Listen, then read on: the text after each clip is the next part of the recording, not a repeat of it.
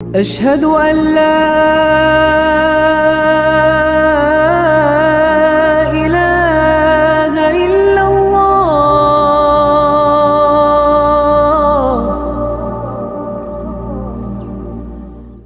আসসালামু আলাইকুম রহমতুল্লাহি ওবারাকাতুহ। সম্মানিত শিক্ষার্থীবৃন্দ, আমরা আছি সালাত হোক অর্থময় এই শিরোনামের আমাদের দর্শের। এবারে আমরা শিখব সূরা ফালাকের বিশুদ্ধ উচ্চারণ, এর তর্জমা এবং সংক্ষিপ্ত তাফসির। আমরা শুরুতেই সূরা ফালাকের বিশুদ্ধ উচ্চারণ শিখব। যাদের উচ্চারণে জটিলতা আছে আমার সাথে বারবার পড়ার চেষ্টা করব ইনশাআল্লাহ। বিসমিল্লাহির রহমানির রহিম। কুল আউযু বিরাব্বিল ফালাক। আমার মুখের দিকে লক্ষ্য করবেন, আমার চেহারার ভঙ্গিমার দিকে লক্ষ্য করবেন। কুল আউযু বিরাব্বিল ফালাক। ফালাক মিন শাররি মা খালাক ওয়া মিন শাররি গাসিকিন ইযা ওয়াকাব ওয়া মিন শাররিন নাফাসাতি ফিল উকাদ ওয়া মিন শাররি হাসিদিন ইযা হাসাদ। আলহামদুলিল্লাহ। এবার আমরা চলে যাব সূরা ফালাকের শাব্দিক তর্জমা। কুল এর অর্থটা আপনি জানেন, অর্থ হচ্ছে বলুন হে নবী। আউযু বিরাব্বিল ফালাক, আমি আশ্রয় চাই বিরাব্বিল ফালাক। ফালাক মানে হচ্ছে ভোর রাত, সকাল, সুবাহ। তা আমি সকালের যিনি স্রষ্টা, প্রভাতের যিনি স্রষ্টা, তার কাছে আশ্রয় প্রার্থনা করছি। কিসের থেকে?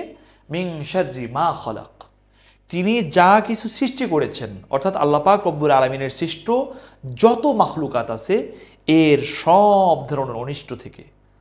এখানে একটা জিনিস লক্ষ্য করছেন, এটা কিন্তু বলে নাই যে আমরা আল্লাহ পাকের অনিষ্ট থেকে বা আল্লাহ পাকের পক্ষ থেকে দেওয়া কোনো অনিষ্ট থেকে, এমন কিন্তু বলা হয়নি। বলা হয়েছে আল্লাহ পাক যা কিছু সৃষ্টি করেছেন, মানব, দানব, সাপ, বিচ্ছু, শয়তান, ভূত, পেতনি, এগুলির যে অনিষ্ট আছে, এরা যে খারাপি করে আমাদের সঙ্গে, সেগুলি থেকে। ওয়া মিন শাররি গাসিকিন ইযা ওয়াকাব, এবং আমি আশ্রয় প্রার্থনা করছি রাতের অন্ধকার যত গভীর হয়, সেই গভীরে যত অনিষ্ট হয় সেগুলি থেকে। এটা খুব জানা কথা যে শয়তানের আড্ডা রাতে বেড়ে যায়, ভূত, প্রেতাত্মা, তারপর হচ্ছে সাপ, বিচ্ছুর আনাগোনা এবং ভয়ানক জন্তুর আনাগোনা, এগুলো কিন্তু গভীর রাত যত হয় তত বেড়ে যায়। এজন্য এগুলো থেকে আশ্রয় প্রার্থনা করা হয়েছে। ওয়া মিন শাররিন নাফাসাতি ফিল উকাদ। উকাদ শব্দের অর্থ হলো গিড়া।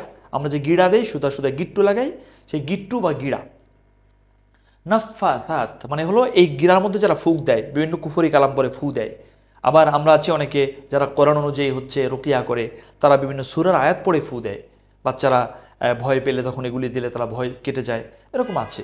আর যারা কুফরি কালাম করে, তারা যে ফুগুলি দেয়, সেই ফুর যে অনিষ্ট আছে সেগুলি থেকে। ওয়া মিন শাররি হাসিদিন ইযা হাসাদ, এবং কেউ যখন আমার সঙ্গে হিংসা করে, সে তখন যে আমার বিরুদ্ধে কিছু করতে, অনিষ্ট করতে উদ্যত হয়, সেই হিংসুকের হিংসার অনিষ্ট থেকে আমি আল্লাহর কাছে আশ্রয় প্রার্থনা করি। দেখুন, এই সূরা ফালাকের তর্জমা জানার পরে এবার আমরা চলে যাব সংক্ষিপ্ত তাফসিরে। আল্লাহ সুবহানাহু ওয়া তাআলা প্রথমেই বলেছেন বিরাব্বিল ফালাক, এবং এই সূরার নামকরণ করা হয়েছে আল ফালাক নামে, মানে হচ্ছে প্রভাতের সূরা। এবার আসুন, সূরা ফালাক মদিনায় অবতীর্ণ হয়েছে, কিন্তু কেউ কেউ দাবি করেছেন এটি মক্কায় অবতীর্ণ হয়েছে। 5 আয়াতে, পুরা 5 আয়াতের মধ্যেই শয়তান এবং যত সৃষ্ট যেই জিনিসগুলি আছে, জীবজন্তু আছে, সেগুলির অনিষ্ট থেকে আশ্রয় প্রার্থনা করা হয়েছে আল্লাহ পাকের কাছে। এই সূরাটি এবং সূরা নাস, যে দুটি সূরা আছে, আমরা বলেছিলাম আগের পাঠে যে এই দুই সূরাকে বলা হয় মুআউযিজাতাইন বা আশ্রয় প্রার্থনার সূরা, তাবিজের সূরা। দেখেন, এই সূরাটিও আমরা বলেছিলাম এটা নাজিল হওয়ার প্রেক্ষাপট এরকম ছিল যে নবী করিম সাল্লাল্লাহু আলাইহি ওয়াসাল্লামের উপরে জাদু করেছিল। আপনার জানা থাকার কথা, সূরা নাসির পাঠটি দেখলে সেখানে বলা হয়েছিল লাবিদ ইবনুল আসাম নামে এক ইহুদি অভদ্রলোক সে এই কাজটা করেছিল, এবং নবী করিম সাল্লাল্লাহু আলাইহি ওয়াসাল্লাম অসুস্থ হয়ে পড়েছিলেন। কিন্তু ওই লোকটা কিন্তু নবীজির মজলিসে আসা যাওয়া করতো, তার সান্নিধ্যে আসতো, অথচ নবীজি কখনই তাকে বুঝতে দিতেন না যে তিনি জানেন যে এই লোক তার উপরে জাদু করেছে, কারণ আল্লাহ পাক রব্বুল আলামিন ওহীর মাধ্যমে তাকে জানিয়ে দিয়েছিলেন। অথচ নবীজি কখনো তাকে ধরতে দিতেন না যে তিনি এটা জানেন। তিনি তার সঙ্গে স্বাভাবিক আচরণ করেছেন। নবীজির উদারতার পরিমাণ কত বড় ছিল আপনি এখান থেকে অনুমান করতে পারেন। এবার আসুন, কুল আউযু, হে নবী আপনি বলুন আউযু, আমি আশ্রয় প্রার্থনা করছি, আমি আশ্রয় চাচ্ছি। হযরত মারিয়াম হযরত ঈসা আলাইহিস সালামের আম্মা জান মারিয়াম সম্পর্কে বলা হয়েছে, যখন অকস্মাৎ নির্জনে আল্লাহর ফেরেশতা একজন মানুষের বেশ ধরে তার কাছে এলেন। আপনারা জানেন যে মারিয়ামের মুখে ফুৎকার দিয়ে দিয়েছিল ফেরেশতা। সেই ফুৎকার গলদ করার কারণে আল্লাহ সুবহানাহু ওয়া তাআলা তার পেটে গর্ভ দিয়েছিলেন, আর যে গর্ভের সন্তান ছিলেন হযরত ঈসা আলাইহিস সালাম। কারণ মারিয়াম আলাইহিস সালামের কোনো স্বামী ছিলেন না, তথা ঈসা আলাইহিস সালামের মনুষ্য জগতে কোনো বাবা ছিল না। আল্লাহ সুবহানাহু ওয়া তাআলার নির্দেশে জিবরাইল আমিনের যে ফুৎকার ছিল, এর কারণেই কিন্তু তার পেটে তিনি গর্ভধারণ করেছিলেন। তো ওই সময় ফেরেশতা একজন মানুষের বেশ ধরে এলে তিনি তাকে আল্লাহর ফেরেশতা বলে জানতেন না। তখন তিনি বললেন, যদি তোমার আল্লাহর ভয় থাকে তাহলে আমি দয়াময় আল্লাহর আশ্রয় চাচ্ছি, আউযু, এই শব্দ তিনি বলেছিলেন তখন, যে তুমি কি আমি তো জানি না, যদি তুমি অন্য কিছু হয়ে থাকো তাহলে আমি আশ্রয় চাচ্ছি আল্লাহ পাকের কাছে তোমার অনিষ্ট থেকে। যাই হোক, এভাবে আরো বহু নবী সম্পর্কে কোরআনে এসেছে, তারা বিভিন্ন সময়ে এভাবে আল্লাহ পাকের কাছে বিভিন্ন খারাপি থেকে আশ্রয় চেয়েছেন। ফালাক শব্দের অর্থ আপনাদের মনে থাকার কথা, শুরুতেই বলেছিলাম, এর অর্থ হচ্ছে ভোর রাত বা প্রভাত। তো এখানে এর অনেকগুলি অর্থ আসছে এবং কোরআনের যারা ব্যাখ্যা করেছেন তারা, হযরত ইমাম বুখারী রাহিমাহুল্লাহ বলেছেন যে ফালাক শব্দের অর্থ এই যে আমরা প্রভাত যেটা করে থাকি এটাই। আবার ফালাক শব্দের অর্থ কেউ কেউ বলেছেন যে সৃষ্টি, বলে আউযু বিরাব্বিল ফালাক, আমরা সকল সৃষ্টির কুমন্ত্রণা থেকে, এর খারাপি থেকে আশ্রয় চাচ্ছি, কেউ কেমনটা বলেছেন। অমিন শাররি মা খলাক, শার শব্দটির অর্থ হচ্ছে খারাপি, কোনো ধরনের যত ধরনের খারাপি আছে সব খারাপিকে শার বলা হয়। এটা মূলত দুই প্রকার বিষয়বস্তুকে শামিল করে। এক হচ্ছে প্রত্যক্ষ অনিষ্ট বিপদ, যার দ্বারা মানুষ সরাসরি কষ্ট পায়, ওকে, যেটা হচ্ছে প্রত্যক্ষ বিপদ, আপনি যেটা একদম ডিরেক্ট অ্যাক্সিডেন্ট, ডিরেক্ট কোনো খারাপি, এটা হচ্ছে আপনাকে সরাসরি কষ্ট দেয় এমনটা।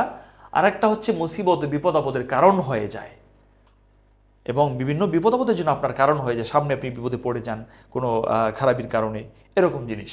যেমন কুফর ও শিরক, এর কারণে আমরা দুনিয়াতে এবং পরকালে আল্লাহ পাকের গজবের মুখোমুখি হব, এটাও হচ্ছে এক ধরনের খারাপি।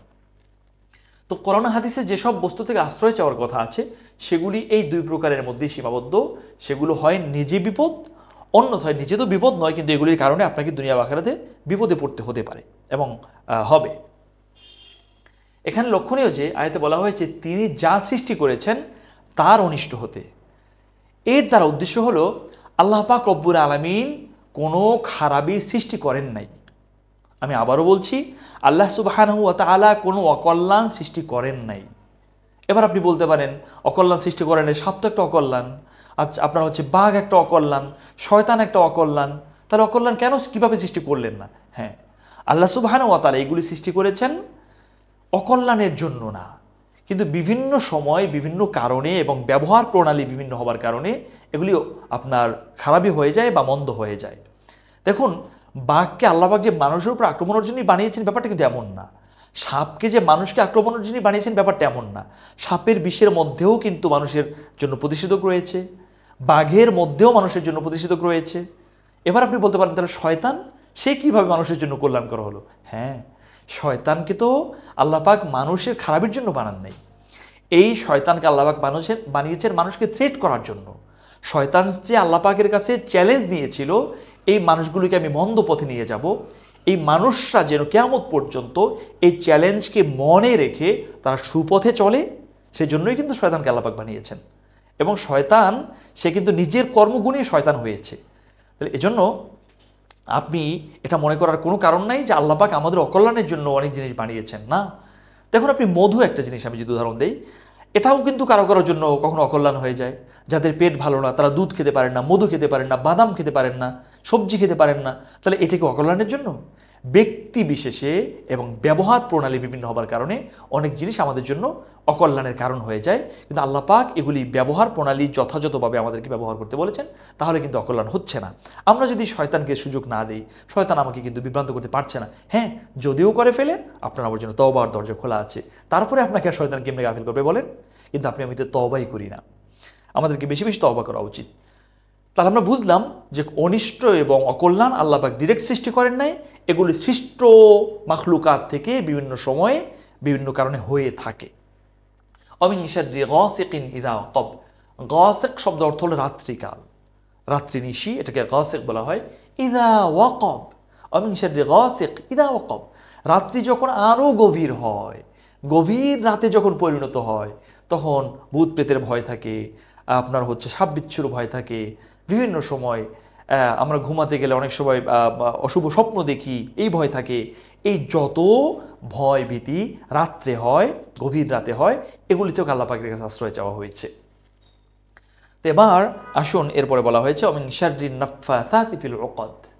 নাফফাসাত অর্থ আমরা বলেছিলাম গিড়ার মধ্যে ফু দেওয়া, যার মাধ্যমে মানুষের খারাপি করা হয়, শিরকি কথাবার্তা বলে বা কুফরি কালামের মাধ্যমে করা হয় সেগুলি। ওকে, মিন শাররিন নুফুসিন নাফফাসাতি ফিল উকাদ মানে হচ্ছে যেই সকল মানুষরা এই বিভিন্ন গিড়ার মধ্যে অসৎ উদ্দেশ্যে ফু দিয়ে আপনার ক্ষতি করতে চায়, ওই সকল মানুষের অকল্যাণ থেকে, তাদের কৃত খারাপি থেকে আমরা আল্লাহ পাকের কাছে আশ্রয় প্রার্থনা করছি। এগুলো বিভিন্ন মাধ্যমে হয়ে থাকে। আমরা আগেই বলেছিলাম মহানবী সাল্লাল্লাহু আলাইহি ওয়াসাল্লামের উপর জাদু করা হয়েছিল, তার ব্যবহৃত চিরুনির মাধ্যমে এবং তার কিছু চুল মোবারকের মাধ্যমে। এভাবে কিন্তু আপনার শরীরে আমাদের ব্যবহার্য অনেক জিনিসপত্রের মাধ্যমে অনেক জাদুকররা জাদু করে থাকে। আমাদের খুব সতর্ক থাকা উচিত। এবং আমরা যে 3 কুল বলেছিলাম, সূরা ফালাক, সূরা নাস এবং সূরা ইখলাস, এর মাধ্যমে আমরা আমাদের শরীরকে বারবার বন্ধ করে নেব। ইনশাআল্লাহ এগুলো থেকে আমরা মুক্ত থাকতে পারবো। অমিন শাররি হাসিদিন ইযা হাসাদ। দেখেন, হাসাদ শব্দের অর্থ হচ্ছে হিংসা, আর হাসেদ অর্থ হচ্ছে হিংসাকারী, হিংসুক। দেখুন, হিংসা কখন আর ঈর্ষা কখন? ঈর্ষা ইসলামে জায়েজ করা হয়েছে। কেউ একজন উন্নতি সাধন করছে, কেউ একজন পরিশ্রমের মাধ্যমে, চেষ্টার মাধ্যমে অনেক উপরে চলে গেছে, তার মতো সেই উন্নতি আল্লাহ পাকের কাছে প্রার্থনা করা এবং নিজেও চেষ্টা করা, এটা দোষের নয়, এটাকে ঈর্ষা বলা হয়। এটা চাওয়া জায়েজ আছে। পক্ষান্তরে কেউ চেষ্টা করে, কেউ পরিশ্রম করে বড় হয়েছে, সে ভালো রেজাল্ট করছে, ভালো চাকরি করছে, অথবা অনেক বেশি ধনাঢ্য হয়ে গেছে, আপনি এখন কিভাবে তাকে বসিয়ে দেওয়া যায়, কিভাবে তার এই সুনামকে নষ্ট করা যায়, এটার জন্য বিভিন্ন ষড়যন্ত্র করেন, বিভিন্ন অকল্যাণের চেষ্টা করেন, এটাকে বলা হয় হচ্ছে হাসাদ, এটাকে বলা হয় হিংসা। এটা জায়েজ নেই। ইসলামে হিংসা সম্পূর্ণ হারাম, এটা করা যাবে না। আপনি ঈর্ষা করুন, আপনার ভাই ধনী হয়েছে, আপনার ভাই ভালো মেধাবী, আপনার ভাই ভালো চাকরি করে, আপনি স্ট্রাগল করুন, আপনিও চেষ্টা করুন, তার মতো হতে পারবেন। আল্লাহ পাক আপনাকেও অনেক উপরে নিয়ে যাবেন। কিন্তু আমাদের তো একটা স্বভাব আছে, আমরা বাঙালিরা চেটে বড় হতে চাই, খেটে নয়। এটা খুবই দুঃখজনক বাস্তবতা।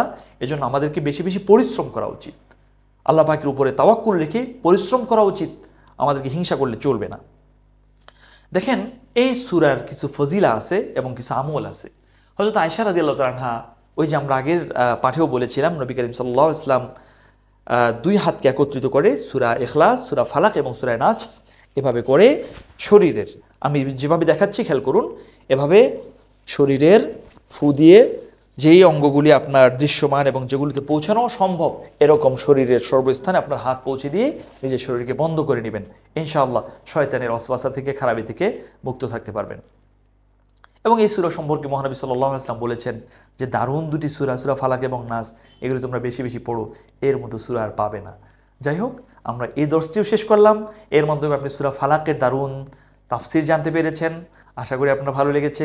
পরবর্তী তাফসিরের জন্য আপনি মুখিয়ে থাকবেন। দেখা হচ্ছে পরের ভিডিওতে। আসসালামু আলাইকুম ওয়া রাহমাতুল্লাহি ওয়া বারাকাতুহু। আশহাদু আল্লা